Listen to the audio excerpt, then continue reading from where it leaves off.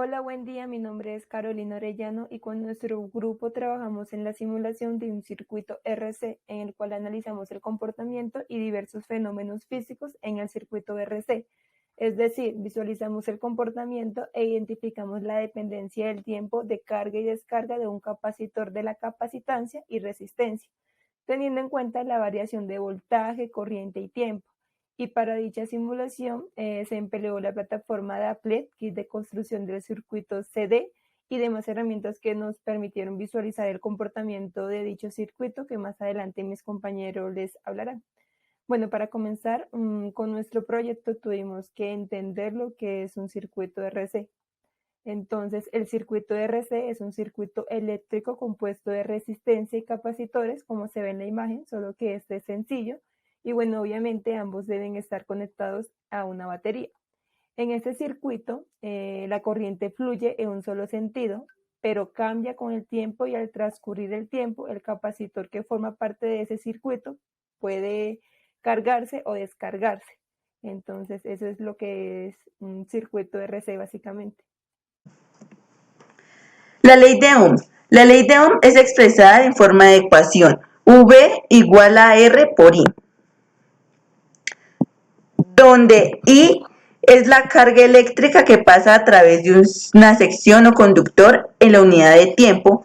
V es la diferencia de potencial entre dos puntos y R es la oposición que encuentra la corriente eléctrica para recorrer una sustancia. Existen dos tipos de conexión, la conexión en serie y la conexión en paralelo.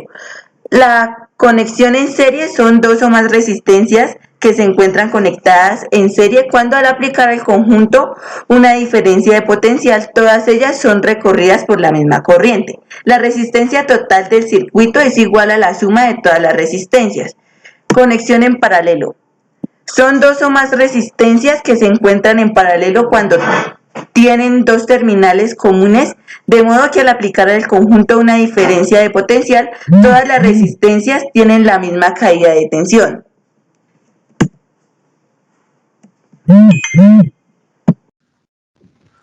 Bueno, después de la explicación teórica, viene el momento de la carga de un capacitor. En este se analiza este fenómeno mediante la elaboración de un circuito con la herramienta Tinkercad, el cual consta de un generador de 5 voltios, de una resistencia de 1 kilo ohmio y de un capacitor que tiene una capacitancia de 20 microfaradios.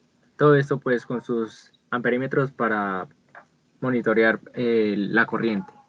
Al momento de iniciar la simulación vemos que la diferencia potencial del generador pues pasa una corriente la cual fluye por la resistencia y llega al capacitor. Mientras que la corriente va decreciendo, la carga que tiene el capacitor va aumentando hasta que llega un momento en el que el capacitor pues se llena y la corriente tiende a cero. También cabe destacar que este circuito RC está dispuesto en una estructura en serie. Bueno, después de la simulación se halla el tiempo, la constante del tiempo mediante las dos constantes, las cuales son la capacitancia y la resistencia. Esto se hace pues sus cálculos correspondientes, pues que es 1 por 10 a la menos 3 ohmios y 20 por 10 a la menos 3 faradios, lo cual nos da 20 segundos para la medida del tiempo. Listo. Posteriormente, nosotros sacamos en una tabla distintos datos obtenidos de la simulación. Como podemos ver acá, estos son los resultados tabulándolos. Tenemos 3 columnas, tiempo, voltaje y corriente. Y rápidamente podemos observar con la gráfica que vemos abajo la relación entre corriente y el tiempo, que es exponencialmente decreciente. Entre mayor tiempo pase, menor corriente se va a tener. Luego, tenemos por medio del Excel pudimos obtener la ecuación de la corriente en función del tiempo y es esta que estamos viendo en pantalla.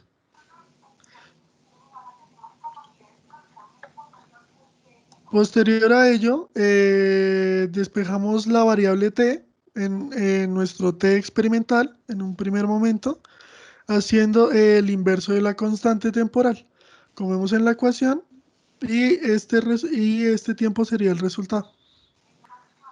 Después de la toma y recolección de datos anterior de los valores experimentales, se denota una utilización de una herramienta llamada CurveExpert. Esta herramienta lo que nos permite es graficar a partir de estos valores experimentales una gráfica la cual nos relacione el voltaje y el tiempo.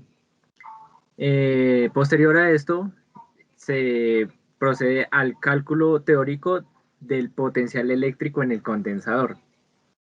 Esta ecuación nos denota pues el voltaje en función del tiempo, lo que es igual a la primera variable que vamos a hallar por 1 menos Euler a la menos b por t. B, la otra variable que se va correspondientemente a hallar en el cálculo con este software.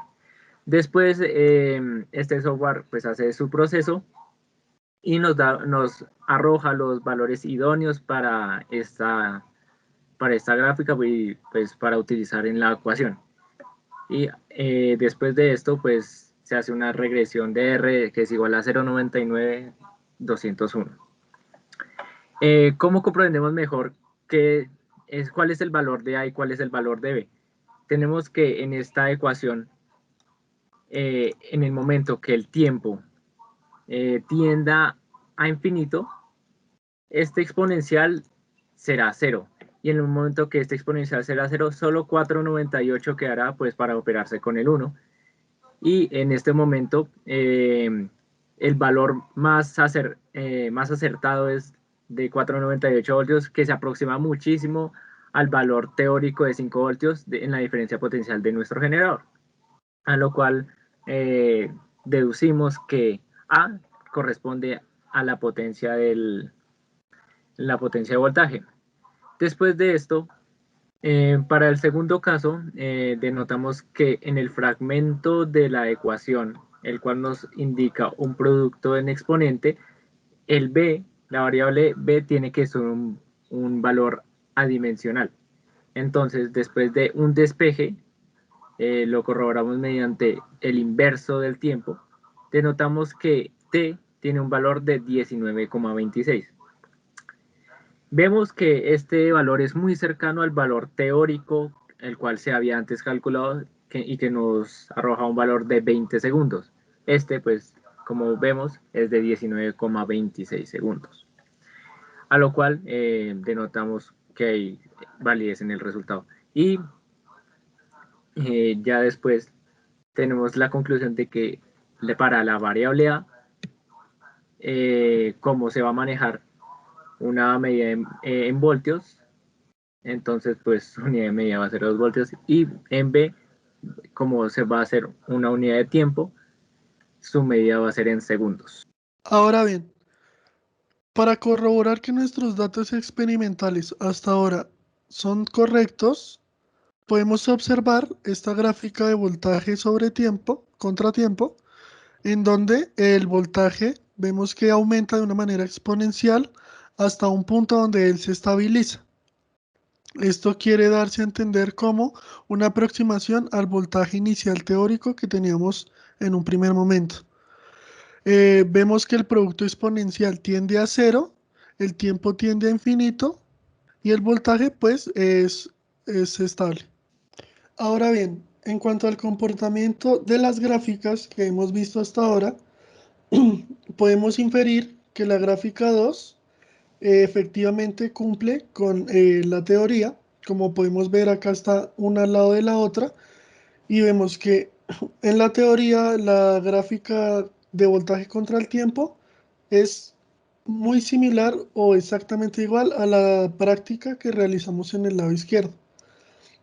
Ahora, en la gráfica número 1 podemos inferir que es exponencialmente decreciente, como la vemos acá, la corriente contra el tiempo. Entre más avance el tiempo, menor será la corriente. Ahora, de los dos datos experimentales que hemos sacado del tiempo, vamos a sacar un promedio, como lo vemos acá. Tomamos los dos datos y lo dividimos entre dos para sacar un promedio y saber el tiempo total, que nos daría 20 segundos. Y finalmente, pues para que el condensador llegue a su 97% de capacidad tendrá que pasar por él mismo pues un NT veces.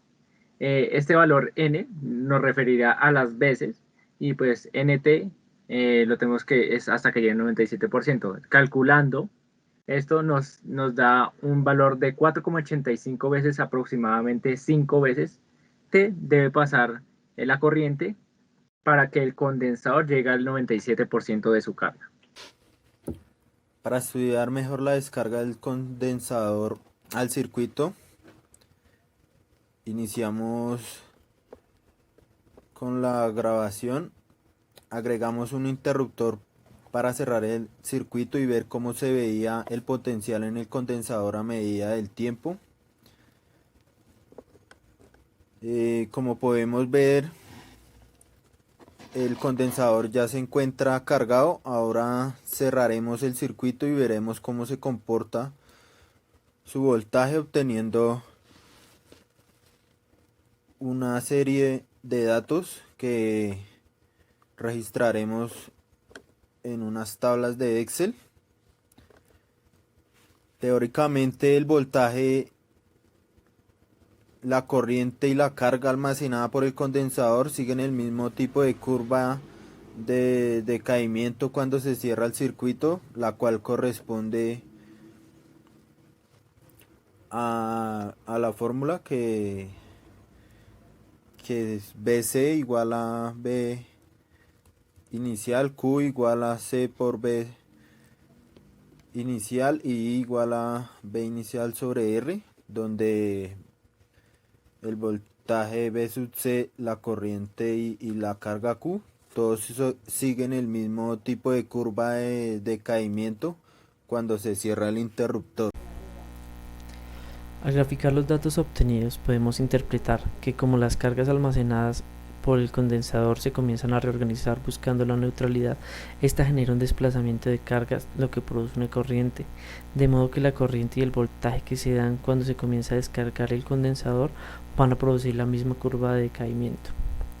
Por medio de Excel podemos generar la ecuación característica de este decaimiento, la cual es corriente por el tiempo igual a 5.3 elevado a la menos 0.049, y podemos ver que la diferencia entre las dos corrientes es de unos pocos decimales.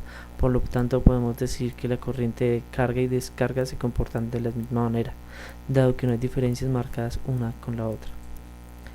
El valor de la constante del tiempo de descarga será de 20.40 segundos. De la constante de tiempo del circuito podemos decir que será la misma tanto para carga como para descarga del condensador, y de igual manera que en la carga encontraremos que deberá pasar por aproximadamente 5 veces de T para alcanzar que se descargue en un 95% de su voltaje o carga inicial. Se demostró que la constante temporal de carga del condensador depende tanto de la resistencia del circuito como del valor de la capacitancia empleada. Se pudo comprobar que un capacitor es un periodo de tiempo lo suficientemente largo que alcanza una diferencia potencial entre sus placas igual al que se está sometiendo. Además, tanto en la descarga como en la carga de la corriente que se pasa por el circuito decrece hasta llegar a cero. Además, se encontró que el condensador alcanza prácticamente su carga completa en 5 periodos de la constante de tiempo T. Podemos hacer un promedio de las constantes de tiempo encontradas en cada caso y encontrar un porcentaje de error con el valor teórico. Sería igual a 20.17 segundos, y el error porcentual entre el valor teórico y el experimental sería del 0.82%. Podemos ver que efectivamente el desarrollo se realizó de manera apropiada, encontrando un error de menos del 1%. Cuando determinamos la constante A, vemos que en el caso de la carga del condensador vemos que el voltaje en un periodo de tiempo muy largo tiende a 4.98, aunque se aproxima al valor de voltaje base, que es 5, no lo hace. Esta falta de potencial se puede ver reflejada en una pequeña caída de tensión provocada por la resistencia.